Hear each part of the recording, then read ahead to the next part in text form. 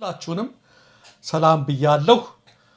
እነሆ በዛሬው ዕለትም አዳዲስ መረጃዎች አሁን የደረሱን ስላሉ እነሱን ባጭሩ አሰማችኋለሁ ማለት ነው። ተመልካቾቻችን፣ አድማጮቻችን እንደተለመደው የገባችሁ ላይክ በማድረግ ሌሎችን ወዳጆቻችንን ጋብዟቸው። ላይክ የሚለውን በመጫን ማለት ነው። እናንተ ስትጫኑ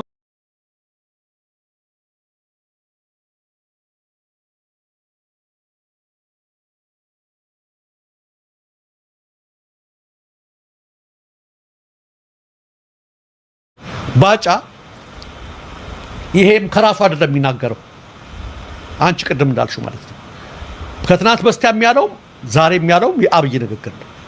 እኔ ከምናገረው አንተ ብትናገረው ይሻላል ተብሎ ነው እንጂ በዚህ ደረጃ ደፍሮ የዚህ አይነት ፉከራ ያደርግ ስለ ሌሎች ሀገርን የሚነካ ማለት ነው።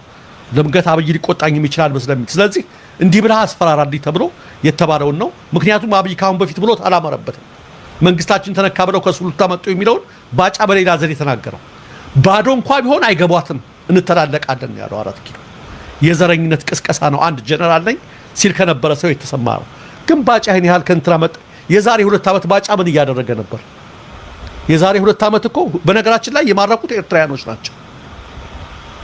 በጣም እኮ ደግሞ የሚገርመው ነገር ሌላ አካል ላይ ቢፎክር ነው ጥሩ የሚሆነው።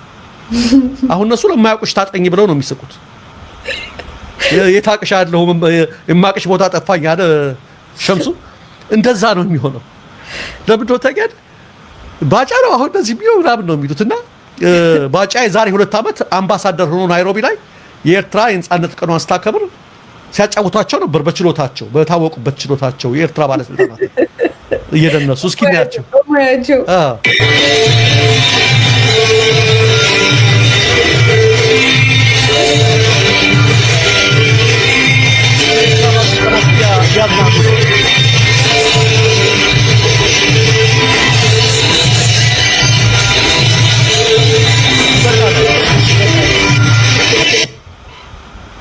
እንግዲህ ባጫ ተመልከቱ።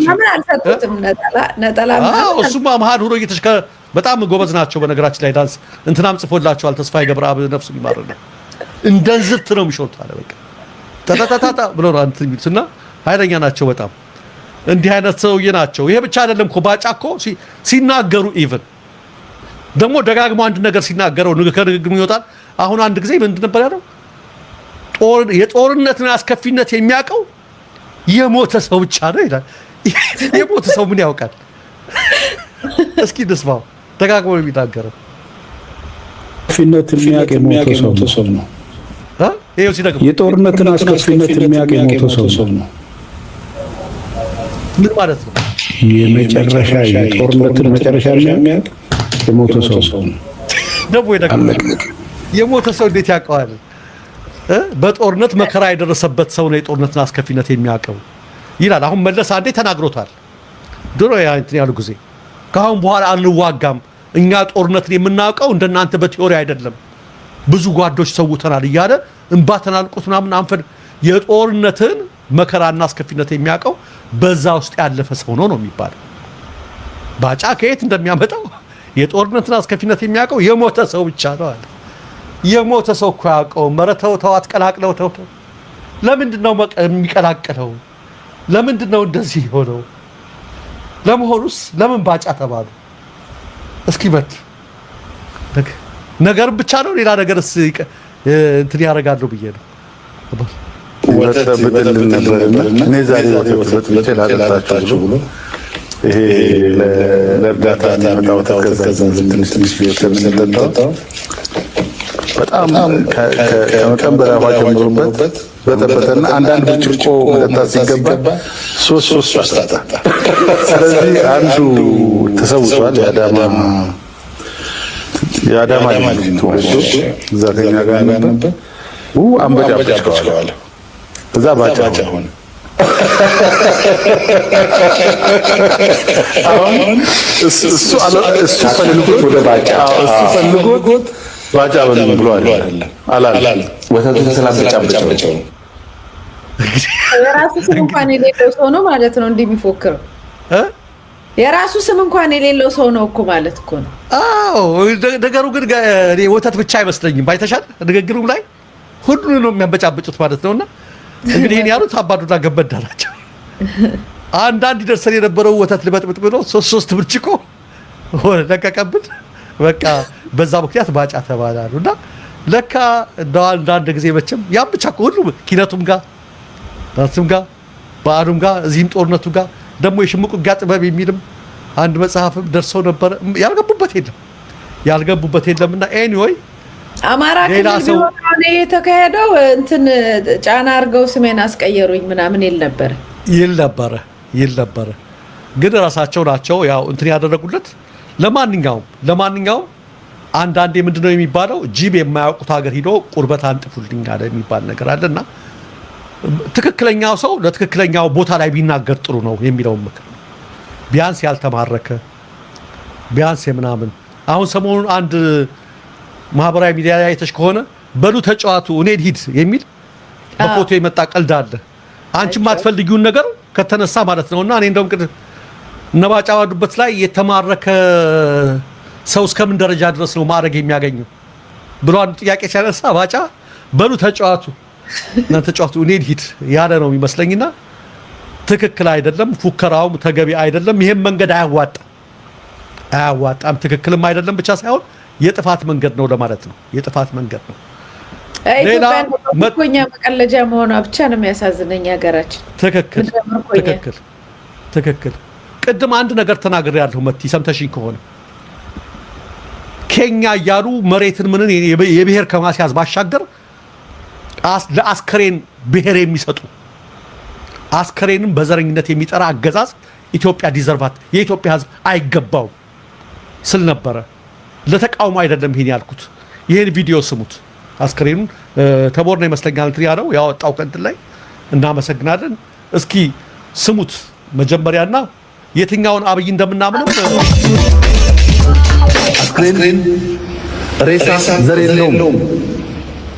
ሰው ካለ ብቻ ነው ዘር ያለው። ዘር ማለት ቋንቋ ነው። ዘር ማለት ባህል ነው። ሬሳ ቋንቋ የለውም፣ ባህል የለውም። ሲሞት ስብናውን አጥቶ ሬሳ ነው የሚሆነው። ሬሳ ኦሮሞ ሆነ አማራ ነው ጉራጌ ነው ለማሰብ ሰው አይነት 50 የኦሮሞ ብሔር ተወላጆች፣ 20 የአማራ ብሔር ተወላጆች፣ 8 የጋሞ ብሔር ተወላጆች፣ 2 የስልጤ ብሔር ተወላጆች፣ 1 የጉራጌ ብሔር ተወላጅ፣ 2 የሃዲያ ብሔር ተወላጅ እንዲሁም 1 የአርጎባና 1 በብሔር ያልተለየ ኢትዮጵያዊ ሕይወታቸው በከንቱ አልፏል። ዛሬም ለኢትዮጵያውያን ወንድሞቼ ላበስር ፈልገው ፍቅር ያሸንፋል፣ ይቅርታ ያሸንፋል። የትኛውን አብይ እንድመነው ነው? መጀመሪያ ላይ ሬሳ ነው አለ። የትክክለኛ ሰው አስተሳሰብ ነው። ሰው ከሞተ በቃ ሞተ ነው። እንዴት ሬሳ በዘር ይጠራል አለና ቀጥሎ እንግዲህ ታያችሁት አይደል? 5 አማራ 7 ኦሮሞ ደግሞ ሁሉንም ይዞት አርጎባ ይሄኛውና ሰንትኔ ስልጤ ምናምን ሞተዋል ብሎ ቁጫል። የትኛውን አብይ እንከተ የትኛውን ሁለት ናቸው ነው ውስጥ ያሉት ብለዋልና የትኛውን ነው እንትን ምን ነው? እንዲህ አይነት የሚቆጠር አስከሬን ድረስ የሚቆጠርበት እንትን ዲዘርቭ አናረግም ብላችሁ ለዚህ ነው ዲዘርቭ አናረግምና እስከዚህ ደረጃ ላይ ነው የደረሰው። ሌላው እንግዲህ መቲ ሰሞኑን አስከፈሪ ሆነው ከትናንት ጀምሮ